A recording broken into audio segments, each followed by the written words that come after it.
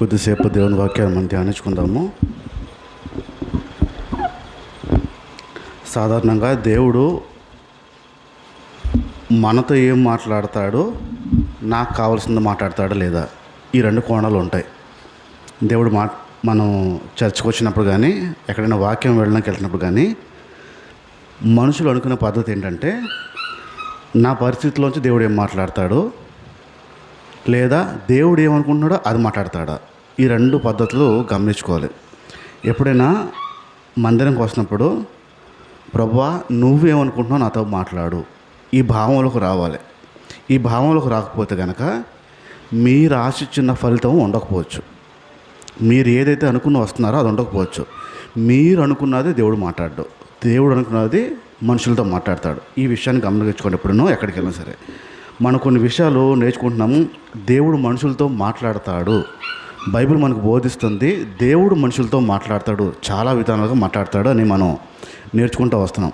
అందులో మొదటగా ప్రకృతిలోంచి దేవుడు చాలా విషయాలు మనకు నేర్పిస్తాడు. ఆయన స్వరాన్ని మనం గుర్తించవచ్చు ప్రకృతి నుంచి ఆ మాటలు. రెండోదిగా మనం నేర్చుకున్నాము, లేదు, దేవుని యొక్క వాక్యం నుంచి ఆయన స్వరాన్ని గుర్తుపట్టడం రావాలి. బైబిల్లో మనకు చాలా వాక్యాలు రాయబడి ఉన్నాయి. ఆ వాక్యాల్లోంచి స్వరాన్ని గుర్తుపెట్టడం రావాలి. మూడోదిగా మనం నేర్చుకున్నాము, కుమారుడు ద్వారా, యేసు ప్రభు ద్వారా చాలా విషయాలు చెప్తూ ఉంటాడు. అది మనం వినడం, గ్రహించడం రావాలి. నాలుగోది మనము విన్నాము, మన ద్వారా దేవుడు చాలా విషయాలు ఇతరులతో మాట్లాడతాడు, మనతో కూడా మాట్లాడతాడు. దాని కొంచెం ముందుకు వస్తూ మనం నేర్చుకుంటున్నాము ఏ విషయాలు, పశువుల ద్వారా దేవుడు మాట్లాడతాడు, పశువుల నుండి దేవుడు మాట్లాడతాడు. ఒక్కసారి యోబు గ్రంథంకి వద్దాము, 12వ అధ్యాయము. యోబు గ్రంథము 12వ అధ్యాయము 7వ మాట. యోబు గ్రంథము 12వ అధ్యాయము 7వ మాట.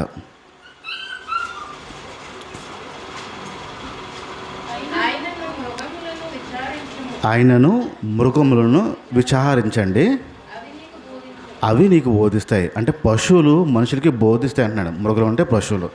అయినాను పశువుల దగ్గరికి వెళ్ళండి, పశువులు మీకు బోధిస్తాయి. సాధారణంగా మనం తిట్టినప్పుడు పశువుతో పోల్చి తిడతాం. మనం ఎవరినైనా తిట్టాలంటే, పశువు అంటే మనకు చులకన. సాధారణంగా తిట్టాలంటే కుక్క, పంది, నక్క, గాడిది, గాడిదలాగా అని తిడతాం. ప్రభు చెప్తున్న విషయాలు ఏంటి, పశువులు అంటే మనుషులకు నేర్పిస్తాయంట. మనుషులు పశువులకు కాదు, పశువుల దగ్గర జ్ఞానం ఉంది, పశువుల దగ్గర ఆలోచన ఉంది. అక్కడికి వెళ్ళి నేర్చుకోండి, పశువుల నుంచి నేర్చుకోండి. ఈ తిట్టు చాలా భయంకరమైన తిట్టే, మనుషులకు అవమానకరమే. మనుషులేంటి పశువుల దగ్గరికి వెళ్ళడం ఏంటి, మనుషులేంటి పశువుల దగ్గర నుంచి నేర్చుకోవడం ఏంటి అంటే, ఇక్కడ గమనించాల్సింది ఏంటంటే, పశువులకి దేవుడి గురించి అర్థం అవుతుంది, మనుషులకు అర్థం అవ్వట్లేదు. పశువులకి స్పృహ కలిగి ఉన్నాయి, దేవుడి విషయాల్లో స్పృహ కలిగి ఉన్నాయి. మనుషులు ఆ స్పృహ కలిగలేరు. పశువులు దేవుడి గురించి ఆలోచన కరుగున్నాయి. ఏ రూపంలో చేయబడ్డాయో వాటి అందు ఆలోచన కరుగున్నాయి. మనుషులే తప్పిపోయారు. పశువులు దేవుని స్వరాన్ని ఆలకిస్తాయి.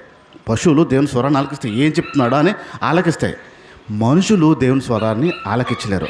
ఈ విషయాలు గమనించి ఆ భక్తుడు రాశాడు, పశువుల దగ్గరికి వెళ్ళండి, మీకు పశువుల నుంచి చాలా విషయాలు మీరు నేర్చుకోవచ్చు, దేవుడి విషయాలు అని చెప్పాడు. మొట్టమొదటి మన పశువు మనం నేర్చుకున్నాము. ఏ పశువు అది? సింహము. సింహం గురించి మనం నేర్చుకున్నాం. సింహం నుంచి ఏం నేర్చుకోవచ్చు, ఆ లైన్ నుంచి మనం నేర్చుకోవచ్చు. చాలా విషయాలు ఉన్నాయి. నీతి కలిగిన సింహము అని నేర్చుకున్నాం. మనం గర్జించే సింహం నేర్చుకున్నాం. ఎవరిని మింగుదుమునా అనే సింహం గురించి నేర్చుకున్నాం. సింహం నుంచి మనం చాలా విషయాలు నేర్చుకోవచ్చు అనే విషయాలు మనం విన్నాం. రెండోది ఏమి విన్నాం గుర్తుందా? గొర్రె. గొర్రె గురించి బైబిల్లో రాసి ఉన్నాయి. ఆ గొర్రె ఏంటి, ఎలాంటిది, గొర్రె గురించి చాలా విషయాలు, దేవుడి విషయాలు మనకి బోధించాడు, మనం నేర్చుకుంటూ వచ్చాం. మూడోది ఏంటి? పంది. పంది స్వభావం ఏంటి, ఎలాగుంటే ఆ పందికి ఉన్న లక్షణాలు ఏంటి, దాని నుంచి మనం ఏం సరి చేసుకోవచ్చు అనే విషయాలు మనము నేర్చుకున్నాం.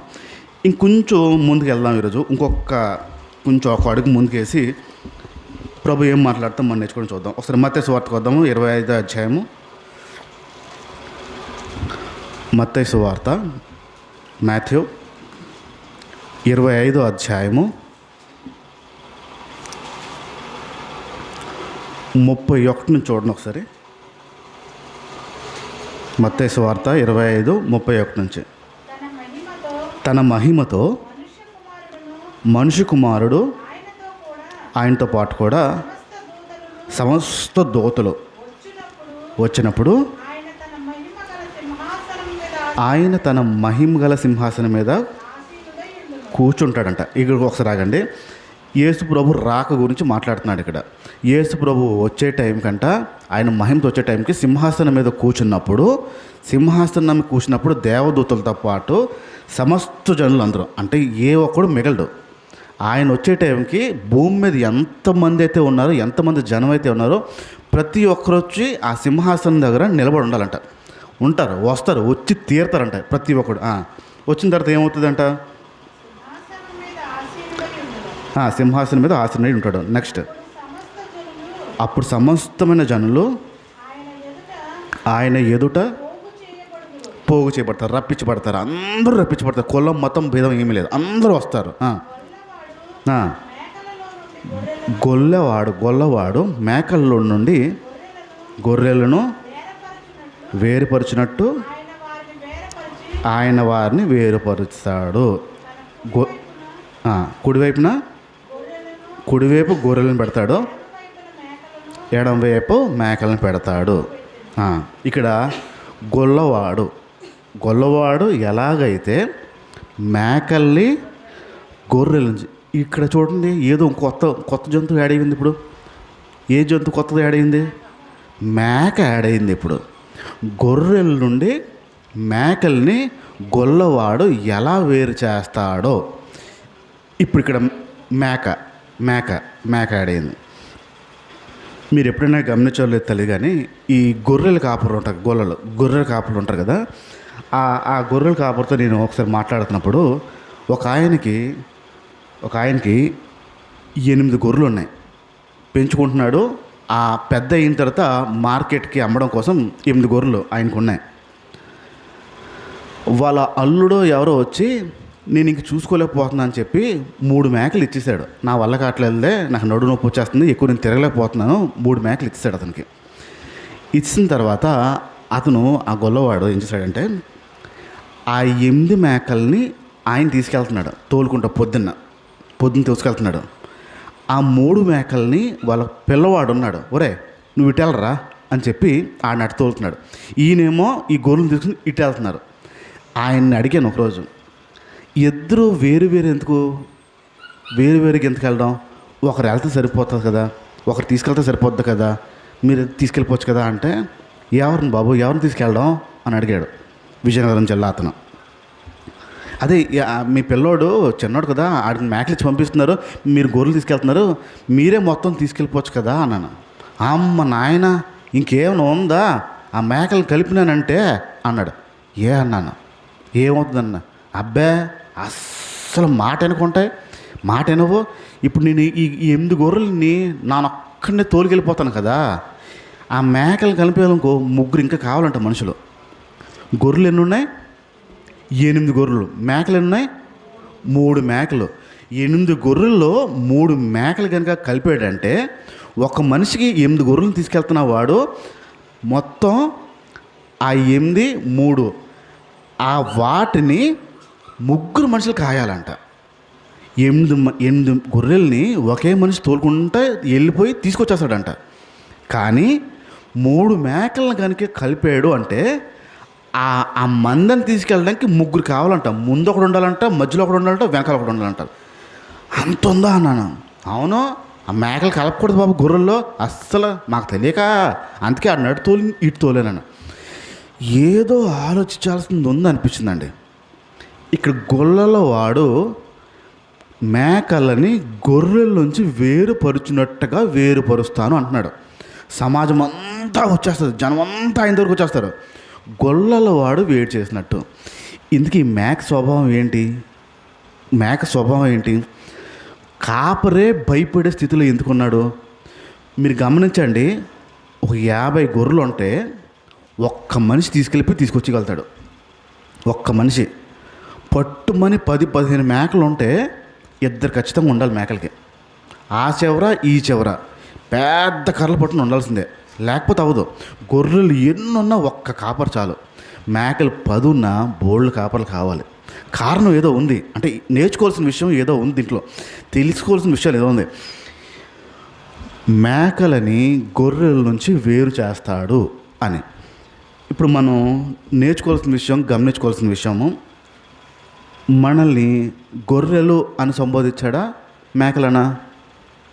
దేవుడు మన ఏమని పిలుచుకున్నాడు? గొర్రెలని పిలుచుకున్నాడు. గొర్రెలతో పోల్చుకుంటాను మనం గొర్రెలని పిలుచుకున్నాం. ఇప్పుడు ఈ మేక స్వభావం ఎక్కడైనా వస్తుందేమో, మేకల ఎక్కడైనా ప్రవర్తన మారుతుందేమో అనే విషయాలు మనం ఆ మేకకున్న విషయాలు చూస్తూ నేర్చుకునే ప్రయత్నం చేద్దాం. ఇందుకే ఆ మేకకి ఎలాంటి విషయాల్లో బలహీనతలు ఉంటాయో, ఏ తప్పిదాలు చేస్తాయో 3 విషయాలు చెప్తాను నేను. 3 భాగాల్లో చెప్తాను. ఆ మేక ఎలా ఉంటుందో, మేక లక్షణం ఎలా ఉంటుందో 3 భాగాల్లో చెప్తాను. గొర్రెకి ఉన్న లక్షణము, మేకకున్న లక్షణం తేడా అక్కడ గమనించుకోండి. మొట్టమొదటిగా ఈ ఈ మేకకున్న లక్షణం ఏంటంటే కాపరి స్వరం వింటుంది. కాపరి ఏమంటున్నాడో స్వరం వింటుంది, కానీ ఆ మేకకి ఏం కావాలో అదే చేస్తుంది. ఈ పదం గుర్తుపెట్టుకోండి. కాపరి స్వరం వింటుంది, కానీ ఆ మేకకి ఏం కావాలో అదే చేస్తుంది. వాస్తవానికి గొర్రెలకి మేధాశక్తి చాలా తక్కువ, మెదడు చాలా తక్కువ, పని చేయడం చాలా తక్కువ, పనితీరు తక్కువ. కానీ మేకకి తెలివితేటలు ఎక్కువ ఉంటాయి, ఆలోచన శక్తి ఎక్కువ ఉంటుంది. అందుకే గొర్రెలు ఆ కాపరి ఒకవేళ గోతులో పడిపోతే, నా కాపరి వెళ్ళాడు పడిపోయాడు, నేను కూడా ఇలాగ వెళ్ళలేమో అని అవి కూడా పడతాయి. నా కాపరి కాళ్ళు ఎరక్కొట్టినాడే పడిపోయి నేను ఆగిపోతాను నాగు, నా కాపరి దూకాడు నేను దూకుతాను, ఈ మేధాశక్తి తక్కువ ఉంటుంది. గుడ్డిగా కాపరిని నమ్మి వెళ్తూ ఉంటాయి. అయితే ఈ మేకలకి అలా ఉండదు, తెలివితేటలు ఉంటాయి. ఈ మేకకున్న లక్షణం ఏంటంటే స్వరం వింటాయి, కానీ దానికి ఏది కావాలో చేస్తుంది. ఇప్పుడు మనము ఆ విషయాలను గమనించుకుంటూ ఆ గొర్రెలకి కాపరికి ఉన్న, ఇప్పుడు నేను ఇక్కడ కాపరి కాపరి కాపరి అనే పదం వాడుతూ ఉంటాను. నేను కాపరి అనే పదం వాడానంటే మీరు నన్ను చూడడం అని కాదు, నేను కాదు, ప్రధాన కాపరి అని యేసు గురించి నేను మాట్లాడుతున్న విషయాలు. కాపరి స్వరము అనే పదం నేను వాడుతున్నానంటే నేను మాట్లాడుతున్న స్వరం గురించి మీరు ఊహల్లో తెచ్చుకోవద్దు. ప్రధాన కాపరి యేసుక్రీస్తు గొర్రెల కాపరి, ఆ కాపరి గురించి నేను మాట్లాడుతున్నాను, రైట్? ఇప్పుడు ఆ మేక విని విని దానికి ఏది కావాలో చేస్తుంది. ఒక్కసారి నిర్గమకాండంకి వద్దాం. ఎక్సోడస్ నిర్గమకాండము 32వ అధ్యాయము. నిర్గమకాండము 32వ అధ్యాయంకి ఒకసారి వద్దాం. నిర్గమకాండం 32 ఫస్ట్ నుంచి చదవండి ఒకసారి.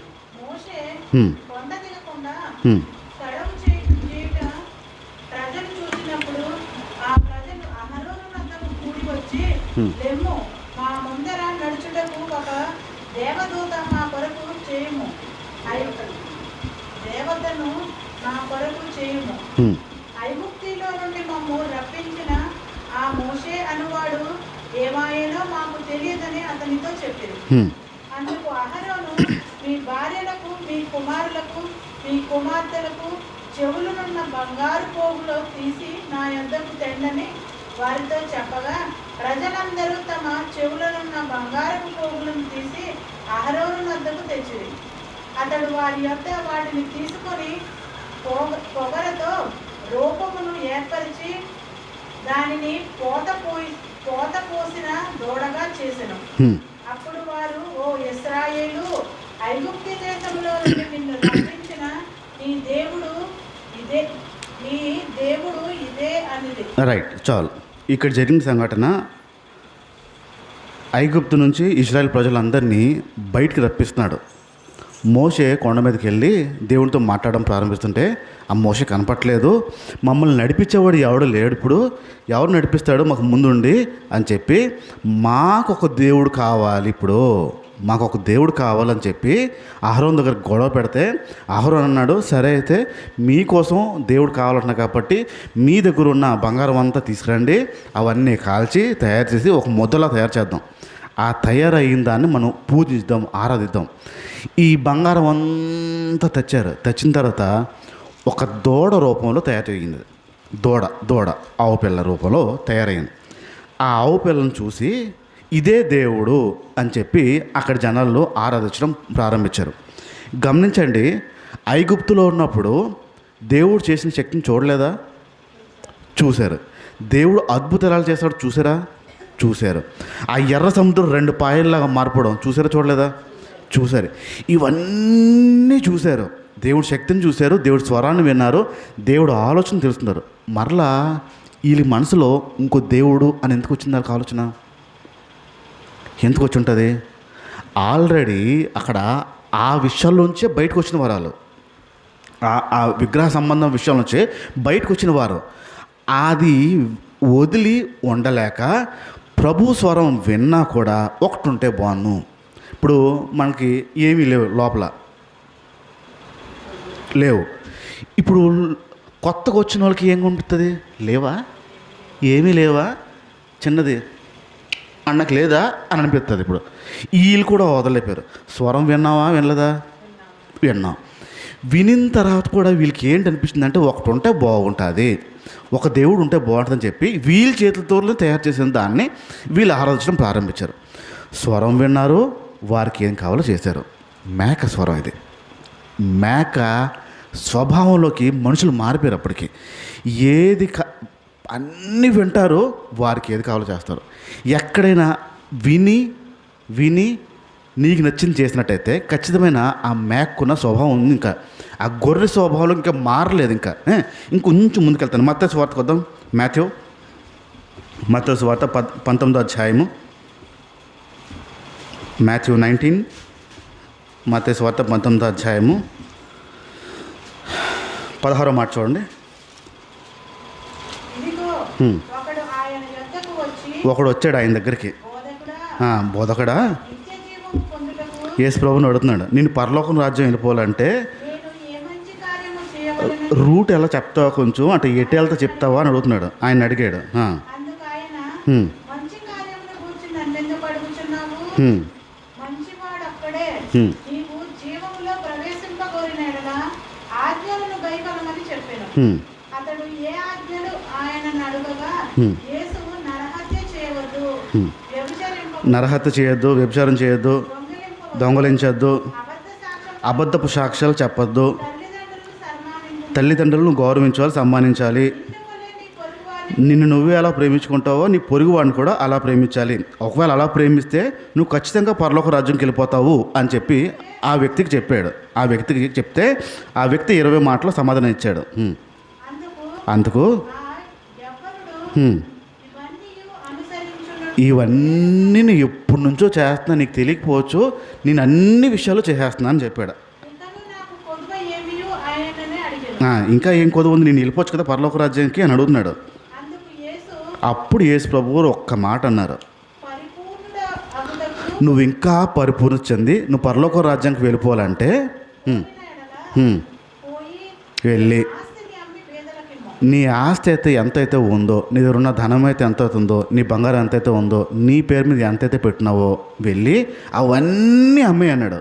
అమ్మేసి అమ్మేసి ఎవరికి ఇమ్మన్నాడు? అమ్మేసి ఎవరికి ఇమ్మన్నాడు? పేదలకు ఇమ్మన్నాడు.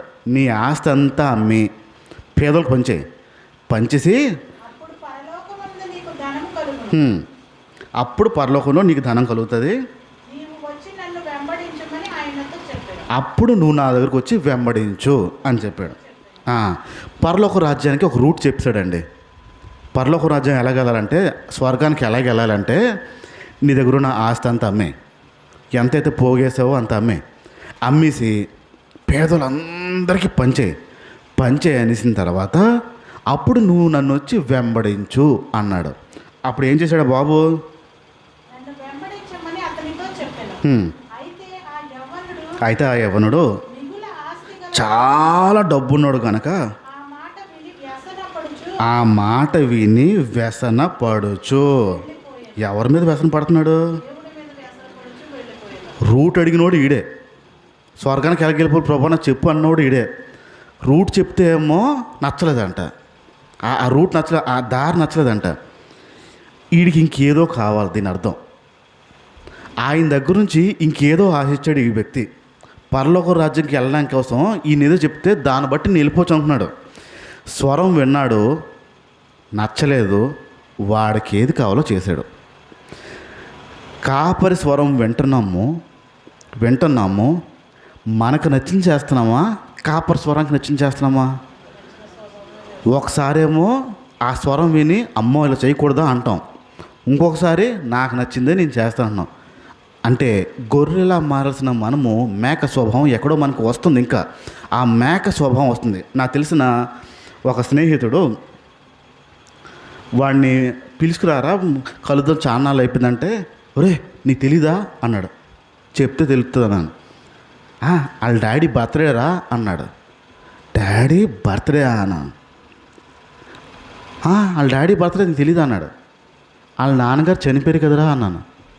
చచ్చిపోయారు కదా, ఆడు ఇంటర్మీడియట్లో ఉన్నప్పుడు చనిపోయారు కదా వాళ్ళ నాన్న అంటే, అదే చనిపోయారులే, కానీ వాళ్ళ నాన్నగారు పుట్టినరోజుకి సమాధి దగ్గరికి వెళ్ళి ఈడంట సీసాకాయ ఎడతాడంట. ఏం కాయ? అదే మీరు అంటున్న సీసాకాయే.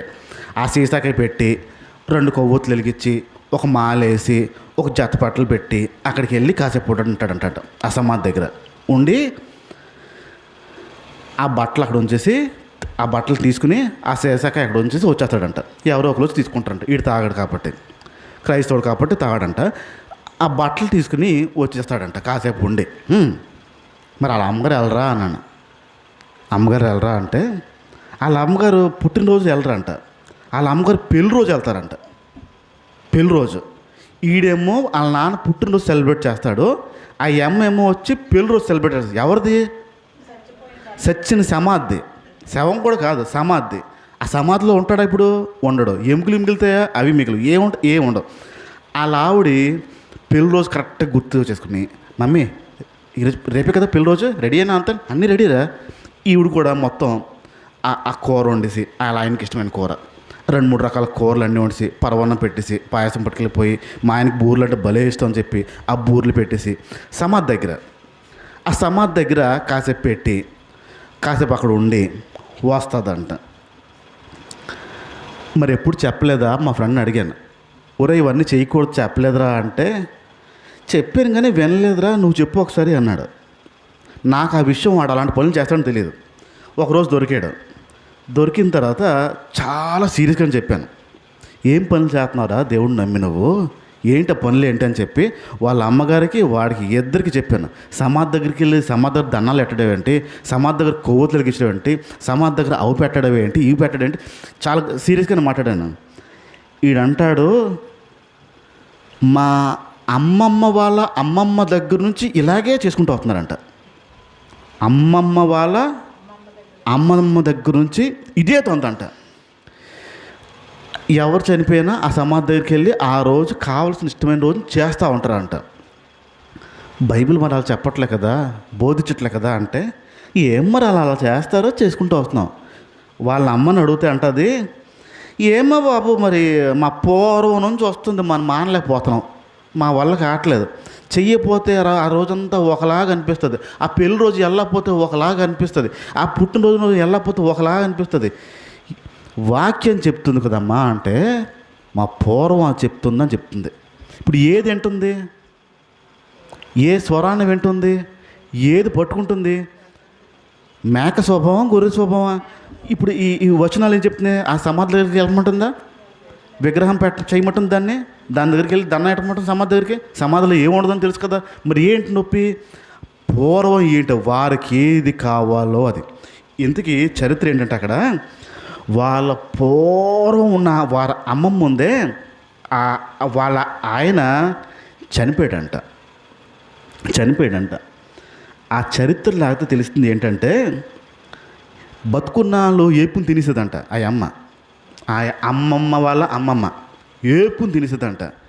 ఒకరోజు చింత చెట్టుకు వెళ్ళి ఊరేసేస్తున్నాడు.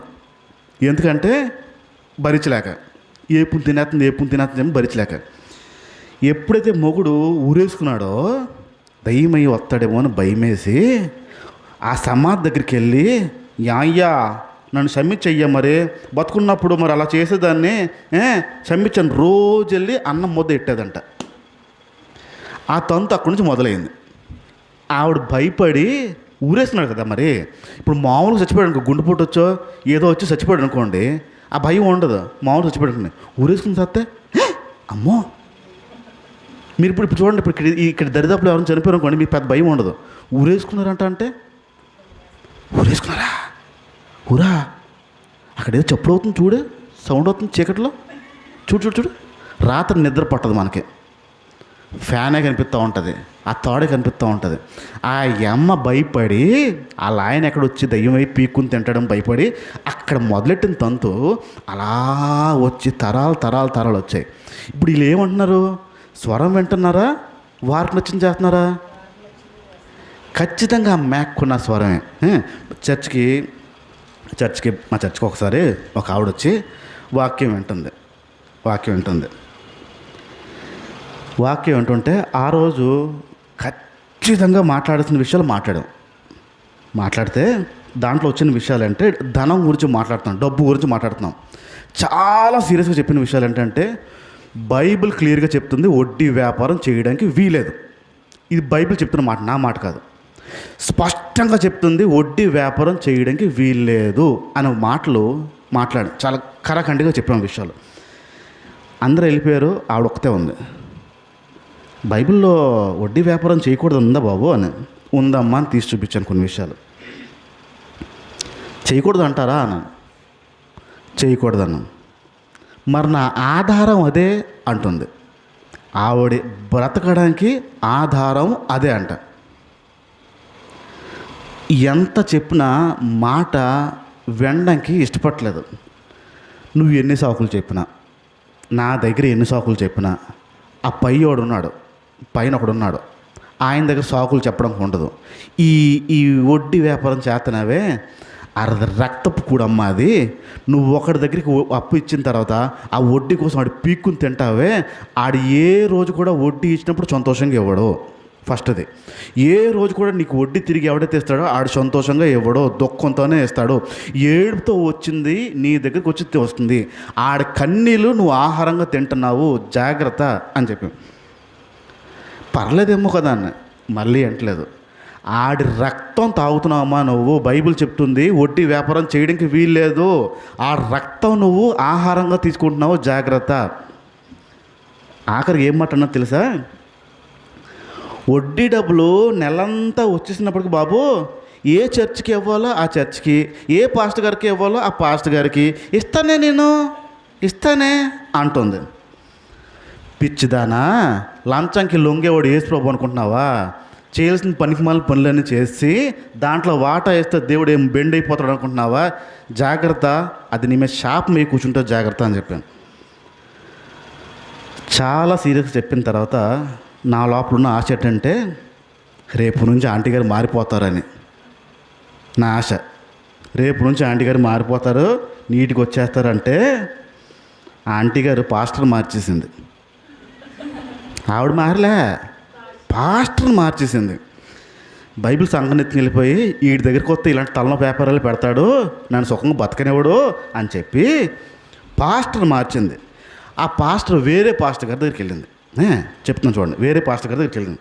వెళ్ళిన తర్వాత ఆ పాస్టర్ గారి దగ్గర చెప్పిందంట, పాస్టర్ గారు లోకమంతా 5 రూపాయలు 6 రూపాయలు వడ్డీకిస్తుంటే నేను ఈ దేవుని బిడ్డను కదండి, యేసుప్రభుని నమ్ముకున్నాను కదండి, బాప్టిజం తీసుకున్నాను కదండి, నేను మంచిగా ఉండాలి కదండి, అందుకే 2 రూపాయలు వడ్డీకి వేస్తున్నానండి అన్నది.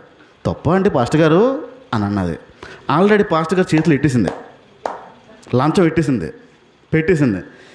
ఏమంటాడు పాస్టర్ సిగ్గులేనాడు? అబ్బే దాని తప్పే ఉందమ్మా, బయట ప్రపంచం అంతా ఎంతంత ఎత్తుంది, నువ్వు 2 రూపాయలకి ఎత్తున్నట్టు నీ మనసు ఎలాంటిది, ఎంత మంచి మనసుతో ఎత్తున్నావు నువ్వు, తప్పే లేదు అన్నది. అది సరైన దొరికాడు పాస్టర్. ఇప్పుడు ఆమె ఏమనుకుంటుందో అది చెప్పాడు, ఆమెకి ఏం కావాలో అది చెప్పాడు ఆ పాస్టర్.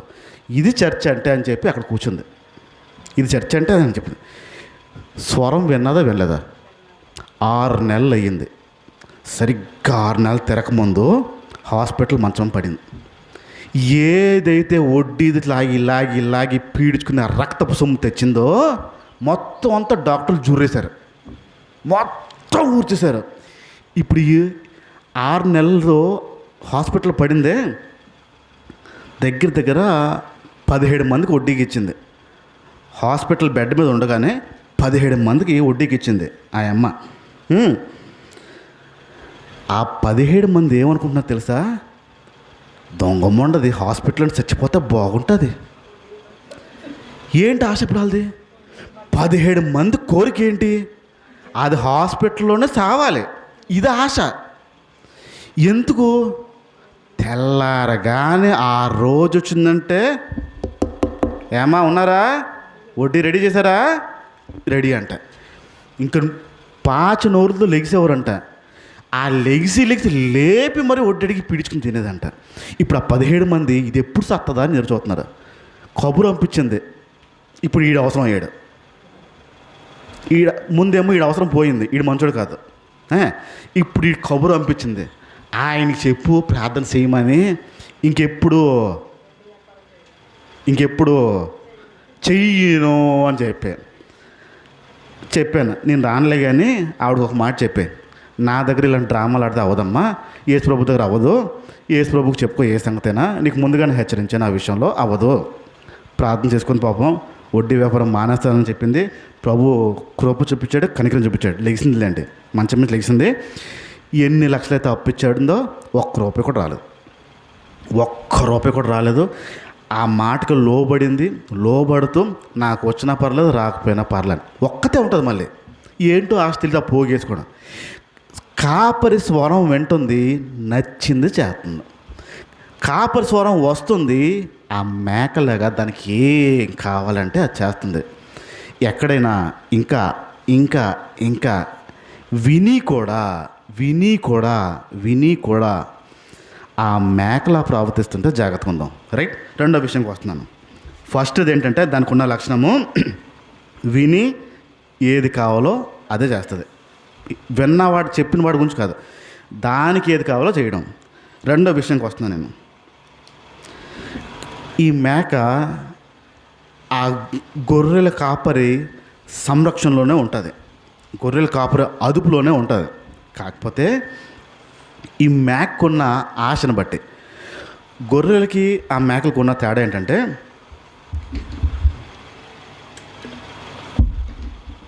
ఒకవేళ గొర్రెలు తీసుకెళ్ళారనుకోండి, గొర్రెలకు బాగా ఆకలిస్తుంది అనుకోండి, ఆ గొర్రెల కాపరి కూర్చుని ఉంటే ఆ ఆకలి ఉన్నా అది కదలదు.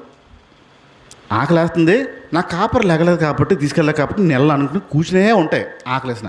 ఈ మేకలకి అలా కాదు, ఏది కావాలంటే తినడానికి చూస్తుంది, ఎలా కావాలంటే అలా తినడానికి చూస్తుంది. అలా నడుచుకుంటూ వెళ్తే అక్కడ పచ్చని చెట్టు కనపడుతుంది అనుకో, అర్రే భలేగా ఉందే అని సైడ్ వెళ్ళిపోతుంది. గొర్రె అవ్వదు అలాగా. గొర్రె అలా తల చూసుకుంటూ మా గురుగారు కాళ్ళు ఏవి, కాళ్ళు అని చూసుకుంటూ నడుచుకుంటూ వెళ్తాయి. పక్కన బోర్డు కనిపిస్తాయి కానీ ఏ దాని వైపు వెళ్ళవు. మేక అలా కాదు, ఇలా వెళ్తూ అట్లా ఆగుద్ది ఒకటి, ఇలాగే వెళ్తూ ఇట్లా ఆగుద్ది ఒకటి, పరుగులు ఇట్టిస్తూ ఉంటుంది. ఈ మేక కొన్న లక్షణము కాపర్ దగ్గరే ఉంటుంది కానీ కాపర్ నుంచి, ఆ స్వరా నుంచి రక్షణ కోల్పోయే అవకాశాలు చాలా ఉంటాయి. ఈ రెండో లక్షణం ఏంటంటే రక్షణ కోల్పోయే అవకాశాలు చాలా ఉంటాయి. రక్షించబడ్డాం కదా అని చెప్పి ఆనందంగా ఉండడానికి వీల్లేదు. అమ్మయ్య నేను బాప్తిజం తీసుకున్నాను కదా, సంతోషంగా ఉంటానులే, నాకు ఏ ఇబ్బంది లేదులే అనడానికి వీల్లేదు. నేను చర్చికి వెళ్ళిపోతున్నాను కదా, పర్లేదులే అన్నం కూడా లేదు. రక్షణ పొందిన తర్వాత రక్షణ కోల్పోయే అవకాశాలు చాలా ఉంటాయి. ఇప్పుడు ఆ కాపరి దగ్గరే ఉన్న ఆ మేక అటు ఇటు వెళ్ళిపోతుందంటే రక్షణ కోల్పోయింది అని అర్థం. ఈ మేకకున్న లక్షణం ఏంటంటే రక్షణ కోల్పోతూ ఉంటుంది, కానీ గొర్రె కోల్పోదు అలాగే, ఎందుకంటే కాపర్ని వెంబడిస్తుంది. ఈ రెండో లక్షణం చాలా జాగ్రత్తగా గమనించుకోండి. రక్షించబడ్డం. ఇప్పుడు సాధారణంగా బాప్తిజం మనం అందరూ తీసుకుని ఉన్నాం, అక్కడ చాలామంది బాప్తిజం తీసుకున్నాం. బాప్తిజం తీసుకొని వారిని చూసి మనకి ఏమనిపిస్తుంది?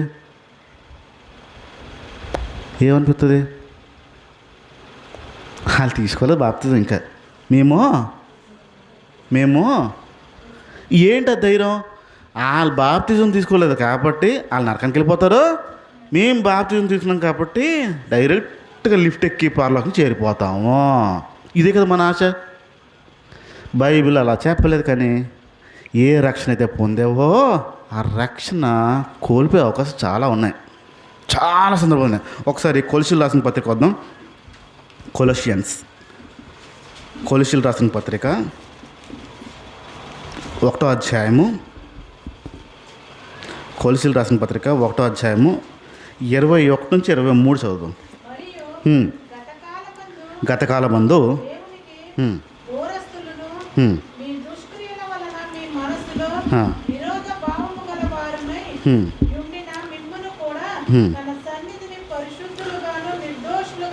ఆ, నిరపరాధులుగాను నిలవబెట్టుటకు ఆయన మాంసయుక్తమైన హ్మ్. దేహమందు మరణము వలన ఇప్పుడు మిమ్మల్ని సమాధానపరచడం. రైట్. 23 చదవండి డైరెక్ట్గా. పునాది మీద కట్టబడిన వారై హ్మ్. సిద్ధముగా ఉండి స్థిరముగా ఉండి ఎలా ఉండే ఉండి మీరు విన్నట్టియు హ్మ్. ఆకాశము క్రింద ఉన్న సమస్త సృష్టికి హ్మ్. ప్రకటింపబడినట్టియు హ్మ్. ఈ సువార్త వలన కలుగు నిరీక్షణ నుండి తొలగిపోక విశ్వాసమందు నిలిచి ఉండిన ఎడల ఆ. ఇది మీకు కలుగును. రైట్. ఇక్కడ చెప్తున్న విషయాలు, ఒకప్పుడు పాపంలో ఉన్న మనము, ఒకప్పుడు తప్పులు చేస్తున్నాం మనము. ప్రభు అయిన యేసుక్రీస్తు వారు రక్షించారు కదా.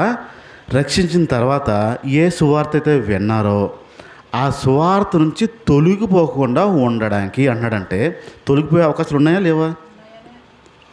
అంటే రక్షణ పొందేసాం కదా అని అమ్మయ్య అని కాలర్ ఎగరేస్తానంటే అవుతుందా? రక్షణ పొందేసాను కదా అని అమ్మయ్య అని ధైర్యంగా ఉంటానంటే అయిపోద్దా? రక్షణ పొందేసావు కాబట్టి కదలకుండా ఉండడానికి జాగ్రత్తగా ఉండాలి. ఆ మేకకున్న స్వభావం అటు ఇటు పరిగెడతా ఉంటుంది, అటు ఇటు వెళ్తూ ఉంటుంది.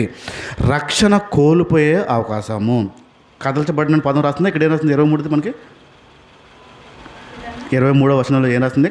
పునాది మీద కట్టబడిన వారే స్థిరంగా స్థిరంగా ఉండాలి అనే పదం. కదల్చబడకుండా స్థిరంగా అంటే ఏ సువార్త అయితే విన్నామో దాని విషయాల్లోంచి స్థిరంగా ఉండాలి. ఇక్కడ స్థిరత్వం కోల్పోవడానికి కారణాలు చెప్తాను ఇప్పుడు నేను.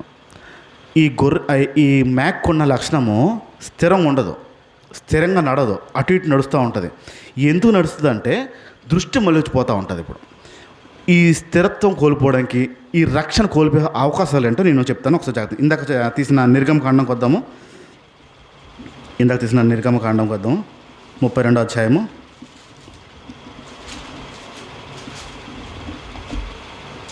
మొదటి నుంచి చదవండి. మోషే కొండ దిగకుండా ఆ, తడువు చీయుట ప్రజలు చూచినప్పుడు ఆ ప్రజలు అహరోను వద్దకు కూడి వచ్చి, లెమ్ము మా ముందర నడుచుటకు ఒక దేవతను మా కొరకు చెయ్యుము.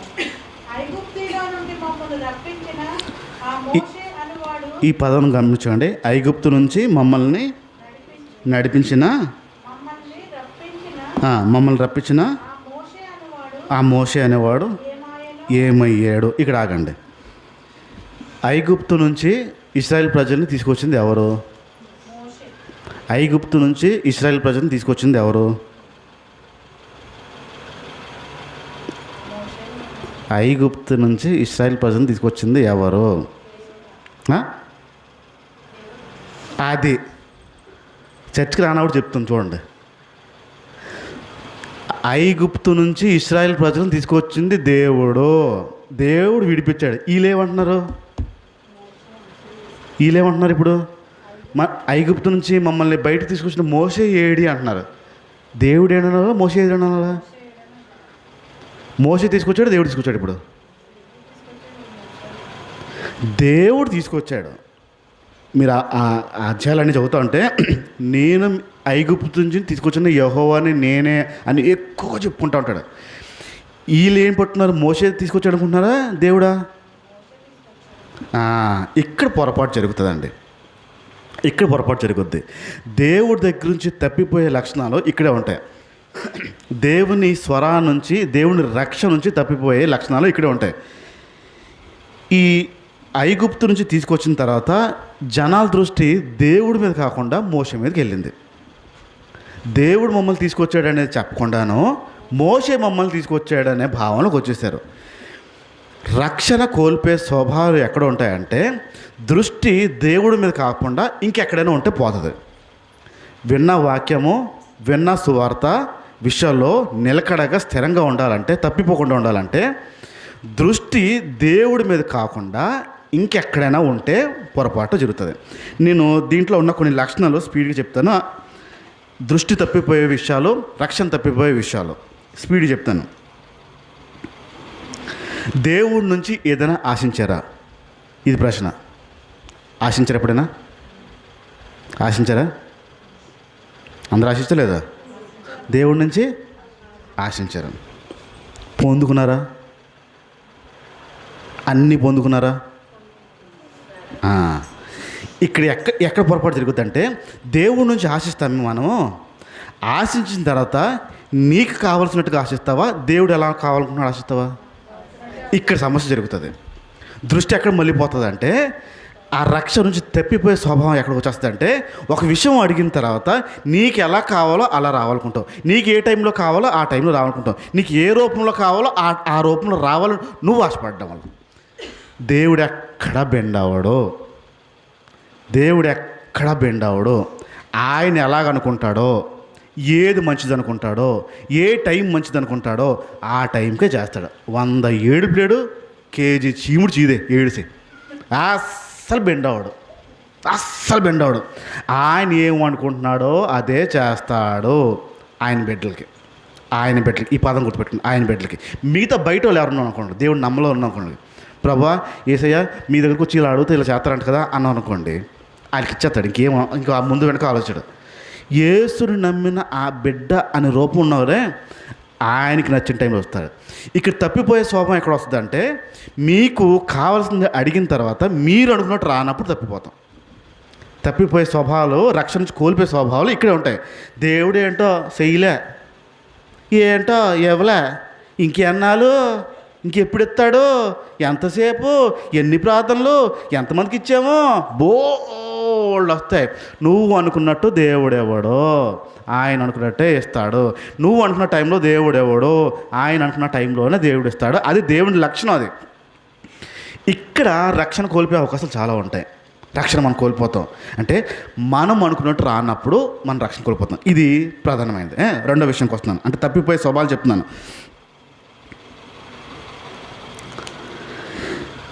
దేవుడి నుంచి ఏమైనా ఆశించారా? దేవుడిని అడగడం వేరు, దేవుడిని ఆశించడం వేరు. ఇప్పుడు కొన్ని విషయాలు మనం అడుగుతాం, ప్రభా అలా చేయి ప్రభా అని. కొన్ని విషయాలు దేవుడు అలా చేస్తే బాగుంటుంది, ఇది ఆశపడ్డాం. దేవుడి నుంచి ఏదైనా ఆశించారా? దేవుడి నుంచి ఏదైనా ఆశించారా? చాలా ఆశిస్తాం. దేవుడి దగ్గర నుంచి మనం చాలా విషయాలు ఆశిస్తాం. ఈ ఆశించే విషయాల్లో ఎప్పుడైనా దేవుడు ఏమి ఆశిస్తున్నాడు పట్టున్నారా? దేవుడి నుంచి ఆశించడం వేరే పద్ధతి, దేవుడు ఏం ఆశిస్తున్నాడో ఇది వేరే పద్ధతి. ఏ వ్యక్తి అయితే దేవుడి నుంచి ఆశిస్తాడో ఆ వ్యక్తి రక్షణ నుంచి కోల్పోయే అవకాశాలు చాలా ఎక్కువ ఉంటాయి. రెండోది, ఏ వ్యక్తి అయితే దేవుడు ఏం ఆశిస్తున్నాడో ఎదురు చూస్తాడో ఆ వ్యక్తి రక్షణ నుంచి కోల్పోయాడు, రక్షణ నుంచి తప్పిపోయాడు. చాలా ఉంటాయి చూడండి మనం ఆశించే విషయాలు దేవుడి నుంచి. మనము దేవుడు ఏం ఆశిస్తున్నాడో అది చెయ్యాలి. మనం ఇప్పుడు సాధారణంగా ఒక వారం 10 రోజులు మీ భర్తలు ఊరు వెళ్ళాలనుకుందాం, వారం 10 రోజులు ఏదైనా పని మీద ఊరు వెళ్ళాలనుకుందాం. పొద్దున లేదా మధ్యాహ్నమో లేదా రాత్రి ఫోన్ చేసి తిన్నారా, తాగారా, ఉన్నారా, తిన్నారా, తాగారా, ఇవి కంటిన్యూ అవుతాయి. ఏం తిన్నాం అసలు ఏం బాగోట్లేదు, అసలు తిండి బాగోట్లేదు, అసలు ఏం బాగోట్లేదు, రొట్టెలు ఏమో గట్టిగా ఉంటున్నాయి, అన్నం ఏమో పెద్దగా ఉంటుంది, చాలా చిరగా ఉంటుంది, అసలు తినలేకపోతున్నాం, బాగోలేదు, సరిగ్గా తినలేదు, టీ తాగేసి తినలేదు, సరిపోయింది అని అంటున్నారు. ఓ వారం రోజులు సరిగ్గా తిండి లేదు. ఆదివారం సాయంత్రం దిగుతున్నాడు. ఆయనకి ఏం కావాలో వండుతావా, నీకేం కావాలో వండుతావా? ఆయనకి కావాల్సిందా, మీకు కావాల్సిందా? ఇప్పుడు ఏం చూపు ఎక్కడికి వెళ్ళింది? భర్తకి ఏం కావాలో, భర్తకి ఏం ఆశ వచ్చిందో అది పట్టుకుంటారు. ఇప్పుడు దేవుడి దగ్గర ఎప్పుడైనా అలా ఉందా? దేవుడు ఏం ఆశిస్తున్నాడు, నేను అలా కావాలి, దేవుడు ఏం ఆశిస్తున్నాడు, నేను అలా ఉండాలి, అది వచ్చిందా? మనకు తీసుకోవడం వచ్చింది కాబట్టి, దేవుని దగ్గర నుంచి బాగా తీసుకోవడం వచ్చింది కాబట్టి దేవుడికి ఏం కావాలో మనం చూడం, దేవుడు ఆశ ఏంటో మనం చూడం. తప్పిపోయే గుణాలు ఇక్కడే ఉంటాయి, స్వభావాలు ఇక్కడే ఉంటాయి. దేవుడిలోంచి రక్షణ కోల్పోయే స్వభావాలు ఇక్కడే ఉంటాయి. మీరు దేవుడి నుంచి ఆశించడం వేరు, దేవుడు ఏం ఆశిస్తున్నాడో ఇది వేరు. మూడో విషయంకి వస్తున్నాను. ఈ మూడో విషయం చాలా ప్రమాదమైంది. ఈ ప్రమాదమైంది ఏంటంటే, వారు ఎలాగున్నారో చూసావా, ఆవిడ ఎలాంటిదో చూసావా, అతను ఎలాంటోడో చూసావా, వీళ్ళు ఎలాంటోడో చూసావా అని వారు కనపడతా ఉంటారు. వారి తప్పులు మీకు కనిపిస్తూ ఉంటాయి. అవతల వ్యక్తుల తప్పులు మీకు ఎప్పుడైతే కనిపిస్తాయో మీరు తప్పిపోతారు ఖచ్చితంగా. వాక్యం వినిన తర్వాత అవతల వ్యక్తుల తప్పులు కనపడాలా, మీ తప్పులు కనపడాలా? వాక్యం ఎవరికి? వాక్యం ఎవరికి? వాక్యం వింటున్నప్పుడు ఆడికి అదే, ఆడు అలాగే చేస్తాడు, ఇది అలాగే చేస్తుంది, ఈవిడ ఇలాగే ఉంటుంది. ఇప్పుడు చెప్పారే ఇందాక ఎగ్జాంపుల్ చెప్పారే, ఉపమానం చెప్పారే, సేమ్ అలాగే చేస్తుంది. మీ లోపల ఎప్పుడైనా అవతల వ్యక్తులు యువతల వ్యక్తులు ఇలాంటి వాళ్ళు కనపడిందా, రక్షణ నుంచి తప్పిపోతారు. ముందు నీ కంట్లో ఏం తీయమన్నాడు? నీ కంట్లో ఏముందో ముందు తీసి స్పష్టంగా చూడమన్నాడు. మనం ఏం చేస్తాం? వాళ్ళు మంచులు కదండి, పెద్ద వాళ్ళతో మాట్లాడకూడదు మనం, వాళ్ళు దూరంగా ఉండండి, ఎందుకని మంచిది. మీకోసం చెప్తున్నాను. మనం ఎవరు? ఏం చెప్తున్నాం మనం? రక్షణ కోల్పోయే స్వభావాలు ఇక్కడే ఉంటాయి. వారు తప్పు, వీరు తప్పు, వారు అలాంటారు, వీరు అంటారు. నేను ఎలాగున్నాననేది ప్రాముఖ్యము. వాక్యము నాకు నేను బాగు చేసుకోవాలనేది ప్రాముఖ్యము. ఆ మేకకున్న స్వభావం ఇదే. ఎక్కడ తప్పిపోతామో ఇంకా కొంచెం ముందుకెళ్ళి చెప్తాను. ఏ వ్యక్తి తప్పిపోతాడంటే, దేవుడు అంటే భయం లేనివాడు రక్షణ నుంచి కోల్పోతాడు. దేవుడు అంటే భయము ఏ మాత్రం లేనివాడు రక్షణ నుంచి కోల్పోతాడు. మీ ఆయన గారు ఒక 10,000 మీ చేతిలో పెట్టి, ఇది దాచుంచు, నేను మరలే వస్తాను, సాయంత్రం వస్తాను, సాయంత్రం వరకు దాచుంచు అని చెప్పారు. మీ ఆయన గారు చేతిలో 10,000 పెట్టారు, దాయమన్నారు. మీరు ఎక్కడో పెట్టి మర్చిపోయారు. ఆ 10,000 ఇంక కనపట్లేదు. వెతికారు కనపట్లేదు. మీ ఆయన వచ్చే టైంకి మీరు ధైర్యంగా ఉంటారా, భయపడతారా? ఏడు భర్తలకు భయపడే వాళ్ళు కూడా ఉన్నారు ఇక్కడ. అయ్య బాబోయ్, మంచి సంఘం అయితే పర్లేదు. ఎందుకు భయపడ్డారు? పోయే కాబట్టి భయం, తప్పు జరిగింది కాబట్టి భయం. తప్పు జరగకపోతే, తప్పు జరగకపోతే భయం ఉండదు. తప్పు చేశారు కాబట్టి, తప్పు అయిపోయింది కాబట్టి భయం అనిపిస్తుంది. దేవుడు అంటే ఎప్పుడైనా తప్పు చేసిన ఆ రేంజ్లో భయపడ్డామా? దేవుడు అంటే భయపడ్డామా? తప్పు చేశానే అని నీ భర్త వస్తున్నప్పుడు, ఆ గేట్ సౌండ్ వచ్చినప్పుడు, అమ్మో వచ్చేసాడు అడుగుతాడు అనే గుండు తప్ అని కొట్టుకుంటున్నప్పుడు, అంత భయము తప్పు చేసినప్పుడు దేవుడు అంటే ఎప్పుడు కలిగిందా? డౌట్ లేదు, రక్షణ నుంచి కొలిపోతావు. తప్పు చేసిన తర్వాత దేవుడు అంటే భయం లేకుండా ధైర్యంగా రొమ్ముచుకుని నిలబడ్డావంటే డౌట్ లేకుండా తప్పిపోతావు రక్షణ నుంచి. రక్షణ కోల్పోతావు, జాగ్రత్త. రక్షణ పొందేసావు కానీ ధైర్యంగా ఉండడానికి వీల్లేదు. దేవుడు అంటే భయం లేదా, రక్షణ కోల్పోతావు. 5వ విషయం చెప్తున్నాను. 5వ విషయం, టైం 7 పర్లేదా, వెళ్ళొచ్చా? 5వ విషయం ఉపమానం చెప్తున్నాను, అర్థం చేసుకోవడానికి ప్రయత్నించండి. మీ ఆయన గారికి రావడం కుదరలేదు. జాయింట్ అకౌంట్, బ్యాంక్ అకౌంట్ వెళ్ళి ఒక 10 లక్షలు తీసుకురా అన్నారు. నాకు రావడం అవట్లేదు, బ్యాంక్ మూసేస్తారేమో, ఓ 10 లక్షలు తీసుకురావా అని చెప్పి నీకు చెప్పారు. నేనా అంటారా, ధైర్యం వెళ్ళి 10 లక్షలు తెస్తారా? డౌట్ లేదు కదా. ప్రశ్న నేనా అని వస్తుంది కదా, తేగలనా వస్తుంది కదా. వెళ్ళి ఏం పర్లేదు, నాకు అవదు, మళ్ళీ బ్యాంక్ మూసేస్తారన్నారు. 10 లక్షలు ఎక్కువ తక్కువ? ఎక్కువే. ఆ 10 లక్షలు పట్టుకుంటూ వస్తున్నప్పుడు ధైర్యంగా వస్తారా, భయపడుతూ వస్తారా? ఏంటి భయం? దొంగలు దొబ్బేస్తారేమో అనే భయం. ఈ బ్యాగ్ని డబ్బు బ్యాగ్ని నిదానంగా కొట్టుకుని నడుచుకుంటా, వదినా బాగున్నావా, బ్యాంక్కి వెళ్ళి వచ్చాను 10 లక్షలు తీసుకొచ్చి అని నిజానంగా వస్తారా? దొంగ చూపులు చూస్తూ ఆడొచ్చేస్తున్నాడు, ఆడేంటి నా వైపు చూస్తున్నాడు అని గట్టిగా బిగించి పట్టుకుంటారు. ఏం చేస్తారు? బిగిస్తారా? టైట్గా.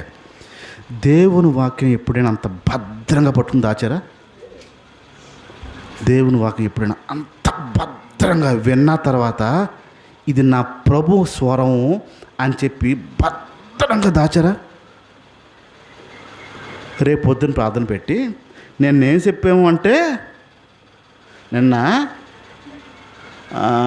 మేక మటన్ గురించో మేక బిర్యానీ గురించి ఏదో చేయడానికి చెప్పారు అనుకుంటా, అదే అనుకుంటా, మటన్ బిర్యానీ గురించి ఏదో చెప్పినట్టున్నారు. ఏ వాక్యం చెప్తారా? ఏం చెప్తారు? భద్రమా? రిలాక్సా? వాక్యం విషయంలో రిలాక్స్ వచ్చేయండి. అలా విని అలా వెళ్ళిపోతూ ఉంటే రక్షణ కోల్పోతావు. వాక్యము భద్రంగా దాయాలి అనే స్పృహ లేకపోతే విన్న వాక్యము, ఇక్కడ గమనించండి, ఎంతోమందికి లేని భాగ్యం ఇక్కడ ఇచ్చాడు, మీకు ఇచ్చాడు. ఎంతోమందికి లేని భాగ్యం. ఒక ఆవిడ ఫోన్ చేసి చెప్పింది, సంవత్సరానికి ఒక్కసారే దేవుని వాక్యం వినడానికి అవుతుంది 6 సంవత్సరాల నుంచి అంట. సంవత్సరానికి ఒక్కసారి వాళ్ళ ఆయన వాళ్ళ అమ్మాళ్ళ ఊరు వెళ్తాడంట.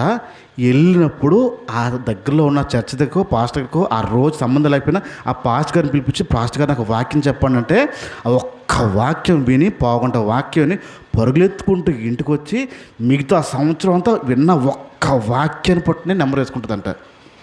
అంత భద్రత ఉందా? విడిగా దొరుకుతుంది కాబట్టి వాక్యం, ఆ భద్రత లేదు. ఏ వ్యక్తికైతే వాక్యం విషయంలో భద్రంగా దాచిపెట్టుకోవాలి, నా దగ్గర ఉంచుకోవాలనే ఆలోచన లేనివాడు రక్షణ నుంచి తొలగిపోతాడు. ఆ మేకకి ఆ స్వరం వింటది, కానీ అది నచ్చింది ఇది నచ్చింది అని పరుగులు ఎత్తుకుంటూ వెళ్ళిపోతుంది.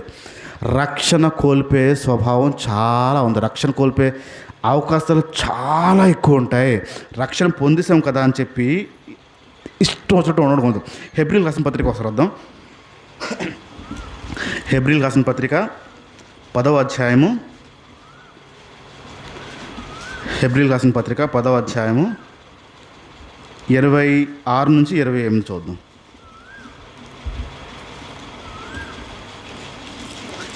పదో అధ్యాయము 26 నుంచి 28. మనం సత్యం గురించి అనుభవం జ్ఞానం పొందేసిన దాని తర్వాత బుద్ధిపూర్వకంగా, ఒకవేళ అంటే కావాలని పాపం చేస్తే పాపానికి బలి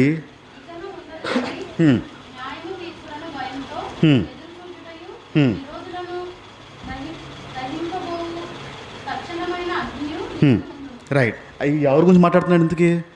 రక్షణ పొందిన వారి గురించా, రక్షణ పొందిన వారి గురించా? రక్షణ పొందిన వారి గురించే మాట్లాడుతున్నాడు. రక్షణ పొందిన మనము, రక్షించబడిన మనము బుద్ధిపూర్వకంగా కావాలని చేసిన తప్పే, చేసిన పాపమే చేసిందే ఉంటే ఖచ్చితమైన శిక్ష ఉంది. రక్షణ కోల్పోయే అవకాశాలు మన మధ్యన చాలా ఉన్నాయి. ఇది రెండో లక్షణం. మొదటి లక్షణము వింటది, కానీ దానికి ఏది కావాలో చేస్తుంది. ఆ మేకకు ఉన్న లక్షణము వింటది, కానీ ఏది కావాలో చేసుకుంటూ వెళ్ళిపోతుంది. ఈ రెండో లక్షణం రక్షణ పొందేసింది కదా అని చెప్పి ధైర్యంగా ఉంటుంది, కానీ కాదు. రక్షణ పొందేసిన తర్వాత కూడా దేవుడి నుంచి తప్పిపోయే అవకాశాలు చాలా ఉంటాయి. మూడో లక్షణంకి వస్తున్నాను. ఈ మేక ఏం చేస్తుందంటే, వినండి జాగ్రత్తగా వైపు చూస్తూ, ఈ మేక గొర్రెలతో కలిసిపోద్ది కదా, గొర్రెలతో కలిసి వెళ్తూ ఉంటుంది కదా.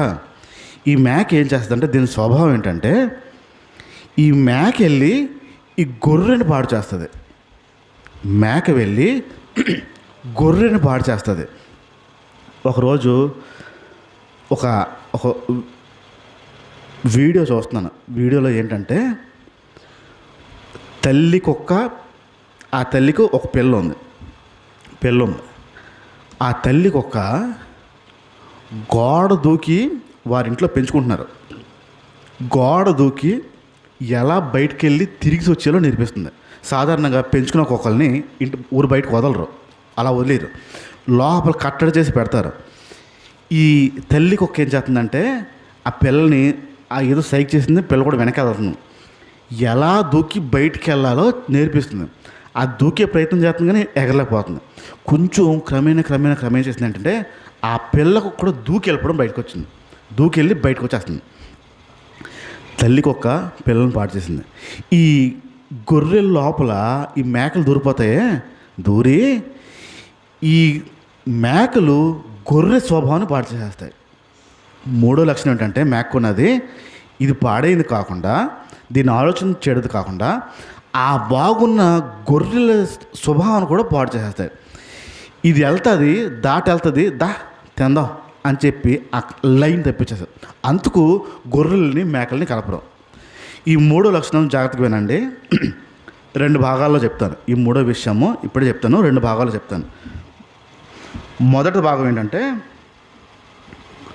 ఉద్దేశపూర్వకంగా ఇతరులను పాడు చేయడం. ఈ పదాన్ని గుర్తుపెట్టుకోండి, ఉద్దేశపూర్వకంగా ఇతరులని పాడు చేయడం. రెండోది ఏంటంటే నిన్ను చూసి వేరే వాళ్ళు పాడైపోవడం. ఒకటి కావాలని వేరే వాళ్ళని పాడు చేయడం, రెండు నిన్ను చూసి వేరే వాళ్ళు పాడైపోవడం. ఈ మ్యాక్కున్న లక్షణం ఏంటంటే అది ఉద్దేశపూర్వకంగానే గొర్రె స్వభావాన్ని మార్చాలని ప్రయత్నిస్తూ ఉంటుంది. ఇప్పుడు మనం గొర్రె స్వభావంలో ఉన్నావా మ్యాక్ స్వభావంలో చూద్దాం. ఇది ఉద్దేశపూర్వకంగా కావాలని తప్పు చేస్తానని చెప్తున్నాం కదా. ఇది ఎలా ఉంటుందంటే ఒకవేళ ఒక తప్పు ఎవరైనా చేశారనుకుందాం, మనం చేసాం అనుకుందాం. ఇప్పుడు పిల్లలు ఉంటారు. ఒకడేమో జామకాయలు తెంపుతున్నాడు, ఎవరిదో ఇల్లు గోడ దాటి వచ్చి జామ చెట్టు ఉంటే తెంపుతూ ఉంటే రెండో వాడు తెంపకూడదు కదా అన్నాడు అనుకుందాం. తెంపకూడదు కదా, వేరే వాళ్ళది కదా అన్నాడు అనుకోండి. ఫస్ట్ వాడు చేస్తుంది తప్పు కదా, తప్పు కదా, తప్పే. ఫస్ట్ వాడు ఏం చేస్తాడంటే ఏం కాదురా, దా నువ్వు కూడా రా, నేను ఎత్తుకుంటాను, పైకి లేపుతాను, పైన ఒక మంచి పండు ఉందా అంటాడు వీడు. ఇప్పుడు రెండోడు ఏం చేస్తాడు, పర్లేదంటావా, ఎవరు చూడలే కదా. ఫస్ట్ వాడు చేసిన తప్పు రెండో వాడికి కావాలని నేర్పిస్తాడు. ఫస్ట్ వాడు చేసిన తప్పు ఇది చాలా ప్రమాదకరమైన లక్షణం, జాగ్రత్త గమనించండి. ఒకవేళ ఒక వ్యక్తి పొరపాటు చేస్తే నాకు తోడుగా ఉండాలని ఇంకోడిని కూడా చేయించేలా చేయడం. ఇప్పుడు యవ్వనస్తులు ఉంటారు, ఈ యవ్వనస్తులు చేసే పని, ఒకటి సిగరెట్ అలవాటు అయింది అనుకుందాం. ఒకడికి సిగరెట్ అలవాటు అవుతే వీడితో పాటు ఇంకోటికి అలవాటు చేస్తాడు. చూడండి, ఎందుకు తెలుసా? ఒక ధైర్యం. నేనేంటి ఆడు కూడా అనడానికి ఒక మాట, ధైర్యం వాడికి. ఇప్పుడు వీడు చేసిందే పాపము, వీడు ఇంకోటికి నేర్పిస్తాడు. ఈ మేకకున్న స్వభావం అది. రెండో విషయం వస్తున్నాను, చేసిన తప్పుని సమర్థించుకుంటారు. అబద్ధం ఆడొచ్చా ఆడకూడదా?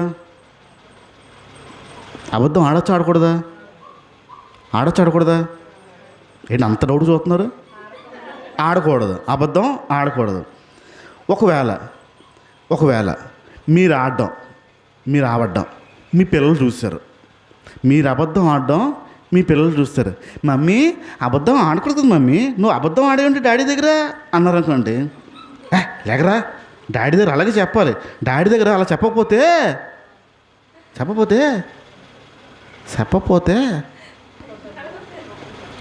తప్పును ఒప్పుకుంటున్నారా, సమర్థిస్తున్నారా? ప్రశ్న రాగానే ఈ మేక్కున్న స్వభావం అదే. ఇది తప్పు చేస్తుంది. ఆ గొర్రె తప్పు కదా, కాపర్ స్వరం దాటకూడదు కదా, మనం వెళ్ళకూడదు అంటే ఏం కాదు ఇలా అలాగే చెప్తారు అందరూ. ఎవడు చేయట్లేదేంటి, ఎవడు అబద్ధం అంటలేదు, ఇవన్నీ సమర్థించుకుంటారా, ఒప్పుకుంటారా? మీకు తెలుసా ఆ ప్రాంతంలో, అవును అక్కడ పొరపాటు చేశాను, తప్పు చేశాను, చేయకూడదు, నేను నెక్స్ట్ టైం నుంచి నేను నిజాయితీగా ఉండడానికి ప్రయత్నిస్తాను అని ఒక్క మాట అన్నావా, నీ కొడుకు కూతురు జీవితాలు మారుతాయి. కట్టిందనవతో సమర్థించేవా. ఒకరోజు ట్రైన్లో వస్తున్నప్పుడు నా ఎదురుగుండా కూర్చున్న కుటుంబము, తల్లి, పిల్లవాడు, తండ్రి కూర్చుని ఉంటే వాళ్ళ అమ్మ ఒక బిస్కెట్ ప్యాకెట్ తీసింది, వాళ్ళ నాన్న ఒక బిస్కెట్ ప్యాకెట్ తీశాడు, ఈడొక బిస్కెట్ ప్యాకెట్ తీశాడు. కుటుంబం మూడుగురు అలా కూర్చుని ఒక్కొక్క బిస్కెట్ ప్యాకెట్ తీసుకుని తింటున్నారు. వాళ్ళ అమ్మ పరపరలాడించుకుంటూ స్పీడ్గా లేపేసింది బిస్కెట్ ప్యాకెట్. వాళ్ళ నాన్నేమో ఫోన్ ఇలా పెట్టుకుని అని ఇలా అంటున్నాడు, ఇలా తెస్తున్నాడు, పెట్టుకుంటూ తింటలా సరిగ్గా. వాళ్ళ అమ్మ లేపేసింది ఒక ప్యాకెట్, లేపేసి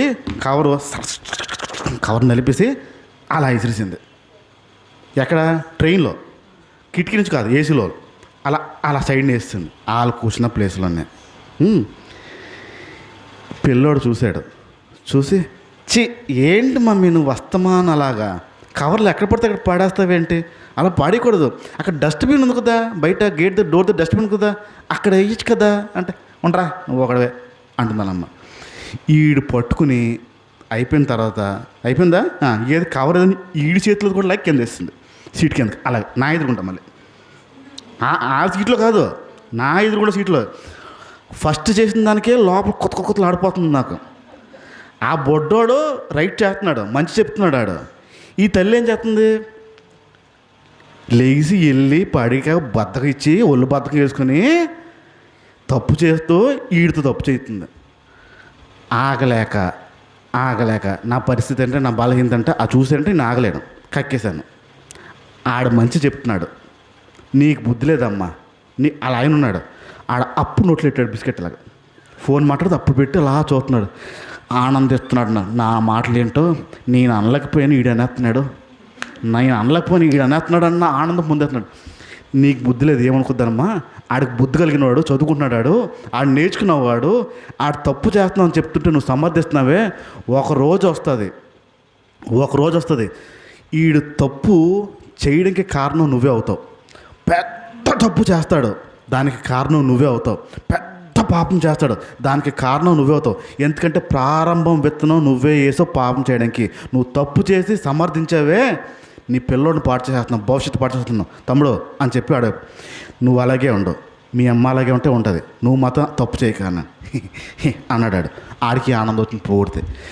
తప్పు చేసిన తర్వాత నువ్వు సమర్థించావా, ఆ మేక లక్షణం జాగ్రత్త. తప్పు చేసిన తర్వాత యథార్థంగా ఒప్పుకున్నావా, ఆ గొర్రె లక్షణం ఉంటుంది. ఈ కావాలని, ఈ రెండో భాగం చెప్తాను ఇప్పుడు. ఫస్ట్ది కావాలని పాడు చేయడం. రెండో విషయంకి వస్తున్నాను, మనల్ని చూసి పాడైపోవడం. ఏంటది? మనల్ని చూసి పాడైపోవడం. ఒక చర్చ్లో ఒక పాస్టర్ గారు చాలా మంచిగా వాక్యం చెప్తారు, చాలా మంచి యథార్థంగా వాక్యం చెప్తాడు ఆ పాస్టర్ గారు. విచిత్రం ఏంటో తెలియదు కానీ, ఎందుకు అలా ఉంటుందో తెలియదు కానీ, పాస్టర్ బాగానే ఉంటాడు కానీ పాస్టర్ కొడుకులు కూతుర్లు చూస్తే అధ్వానంగా ఉంటారు. ఎందుకు అలా తయారవుతో ఆ విషయాలు తర్వాత ఎప్పుడైనా మాట్లాడడం. ఆ పాస్టర్ గారు హవాయి చెప్పులు వేసుకొని సంకలు సంచేసుకుని ఖాళీగా ఉంటే సువార్తకి వెళ్ళిపోతాడు, లేదంటే వాక్యాలు చెప్పుకుంటాడు. అంత తగ్గింపు. ఆయన పిల్లోడు ఉంటాడు, పిల్లోడు ఈ సైడ్ అంతా చెక్కేశాడు, మంచిగా చెక్కేశాడు, ఇలా చెక్కేశాడు, ఇలా మొత్తం జుట్టు లేదు, ఈ సైడ్ అంతా కింద ఏలబడిపోతుంది. ఒకవైపు ఏమో మొత్తం కొరికేశాడు, ఈ చెవు దగ్గర నుంచేమో ఇలా దువ్వి ఇక్కడ ఏలాడుతుందండి. సడన్గా చూస్తే ఆడ జుట్టు మళ్ళీ ఆ ఏలాడిసిన జుట్టులో ఇలా కట్టెని ఉంటుంది మనకి, అలా ఉంటుంది అన్నమాట. ఆడ చెవు కనపడదు, వాడి కన్ను కనపడదు, ఈ కన్ను మేంచి ఇలా వస్తుంది ఆడ జుట్టు, ఇలా అలా వస్తుంది. ఎవరైనా అమ్మాయి వచ్చిందా ఇలా అంటాడు. అంటే ఏంటి అర్థం? నా బొచ్చు చూసావా అని అర్థం అన్నమాట. ఇలా ఎగిరేస్తాడు ఇలాగా. ఇంత భయంకరం ఉంటుంది. అదే విచిత్రం, అదే భయంకరం అనుకుంటే దాంట్లో కొన్ని ఎంటుకలు తీసి రంగులు వేస్తాడు దానికి, రకరకాల రంగులండి, మిరుపులు రంగులు ఆడు. అది కాక ఇక్కడ కనుబొమ్మలకి ఇంత రింగ్ ఎట్టాడు. రింగు ఆ రోజుల్లో గేదెలకి ఎద్దులకి ముక్కుకి పెట్టేవారు ఇలా రింగు, పెద్ద రింగు. వీడు తీసుకొచ్చి ఇక్కడ ఎట్టాడు రింగ్. పొరపాటున సడన్గా చీకట్లేదు అలా చూసేవా గుండా చచ్చిపోతాం మనం. అంత భయంకరంగా ఉంటుంది ఆడు ఆదివారం అయిపోతే వాళ్ళ నాన్నగారు వచ్చిన తర్వాత ప్రార్థన చేసిన తర్వాత పాటలు పాడుతూ ఉంటే ఈ జులపాల జుట్టు బాబే వచ్చి ఆరాధన నీకే అంటాడు. ఎక్కడ? ప్రధాన యాదకుడు మళ్ళీ ఈడే, ఆరాధించేవాడు ఈడే. ఆరాధన నీకే అంటూ ఉంటాడు. సరిగ్గా ఆడ చేసి వారం తిరగలే, 3-6 తయారయ్యారు. అన్యా ఎక్కడ చేస్తావు ఈ హెయిర్ స్టైల్, ఎంత బాగుందో, ఎక్కడ ఇక్కడ కాదురా, చిన్న చెత్తగా చేయడు, పెద్ద షాప్ సెలూన్, పెద్ద సెలూన్ వాళ్ళ దగ్గర చేస్తాడు, ఇక్కడ చేయడు. నన్ను తీసుకెళ్ళానియా, 1000 రూపాయలు అంట చేయడానికి, స్ట్రైట్నింగ్ అంట, మొత్తం కాల్చి చేస్తాడు. అక్కడికి వెళ్ళి వీడితో పాటు ఇంకిద్దరు తయారయ్యాడు. ఇప్పుడు వీడిని చూసి ఏమయ్యారు, వీడు చెప్పలేదు, రే బాబులో ఆదివారం నుంచి మీరు ఇలాగ వస్తేనే ఆరాధన, లేకపోతే ఆరాధన లేదని చెప్పాడు అనలే. ఈడు అలా తయారయ్యాడు. ఈయన చూసి ఏమైంది, ఇద్దరు పాడైపోయారు. ఇద్దరు తాగుద్దా, వాళ్ళు చేస్తున్నారు, అన్నీ చేశాడు ఆరాధన అన్నయ్య, మనం కూడా చేద్దాం, తప్పే ఉంది. ఇప్పుడు ఈ వ్యక్తి పాడు చేయలేదు, కానీ ఈయన చూసి పాడైపోయారు. ఇప్పుడు నిన్ను చూసి ఎవరైనా పాడైపోయిన ఉన్నారా? నీకులా ఎవరు ఉండకూడదు, నీకులా ఎవరు మాట్లాడకూడదు, నీకులా ఎవరు చూడకూడదు, బాబోయ్ వాళ్ళకిలా మాత్రం మేము ఉండాలనుకోవట్లేదు ఎవరైనా అన్నారా? అన్నారా?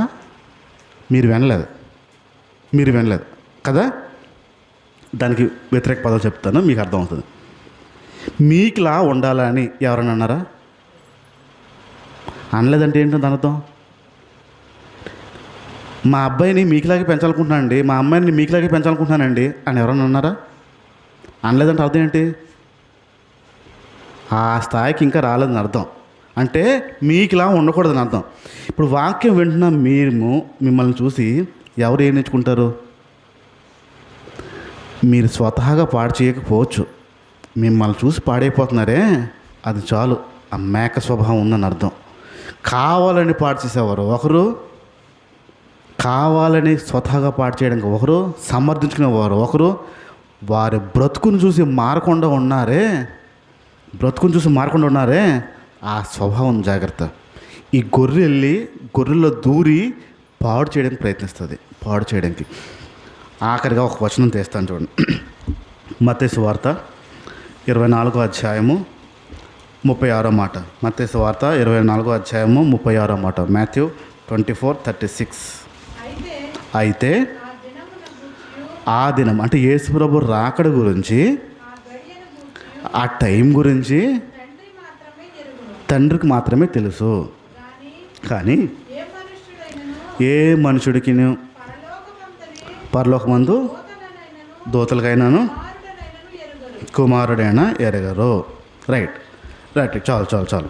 ఈ వచనాన్ని గమనించుకోండి. యేసు ప్రభు వారు అంటున్న మాట ఏంటంటే, నేను ఈ భూమి మీదకి నేను వస్తాను, మరలా ఈ భూమి మీదకి రాబోతున్నాను, కానీ ఏ టైంలో వస్తానో, ఏ రోజు ఈ భూమి మీదకు వస్తానో నాకు కూడా తెలీదు, పరలోకంలో ఉన్న దేవదూతలు కూడా తెలియదు. కేవలం తండ్రికి తప్ప ఇంకెవ్వరికీ తెలియదు, ఒక్క తండ్రి తప్ప. తండ్రి వెళ్ళు అన్నాడంటే దేవదూతల సైన్యంతో బోరలోదుకుంటూ వచ్చేస్తాడు. ఆ దేవదూతల సహాయంతో బోరలతో తిరిగి వచ్చేస్తున్న టైంలో మేకలా ఉంటావా, గొర్రెలా ఉంటావా? ఆ టైం నీకు తెలీదు, నాకు తెలీదు, దేవుడికి తెలియదు, దేవదూతలకి తెలియదు. యేసు ప్రభు ఆ క్షణంలో అడుగు పెట్టే సమయంలో మేక స్వభావంతో ఉంటావా, గొర్రె స్వభావంతో ఉంటావా? ఏ స్వభావంతో ఉంటావు?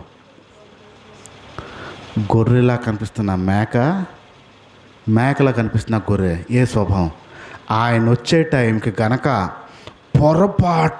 పొరపాటున మేక స్వభావంతో కలిగి ఉన్నట్టయితే, ఒకవైపు గొర్రెలను వేరు చేసి ఇంకోవైపు మేకలను వేరు చేసి మీరందరూ నా దగ్గర ఉండండి, మీరందరూ కట్టకెట్టుకెళ్ళి నరకానికి వేయండి అని చెప్పి మేకలందరూ తోలేస్తాడు.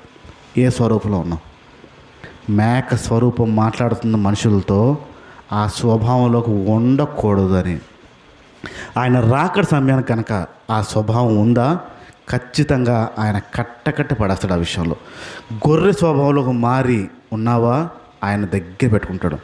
ఆయన రాకడ సమయం అని తెలియదు, ఏ టైంలో వస్తాడో తెలియదు, ఎలా వస్తాడో తెలియదు, ఏ రోజు వస్తాడో కూడా తెలియదు. ఆ టైంకి ఇంకా మేకలా జీవిస్తూ ఉంటే మారే ప్రయత్నం చేద్దాము. కళ్ళు మూసుకుందాం, ప్రార్థన చేద్దాం అందరూ.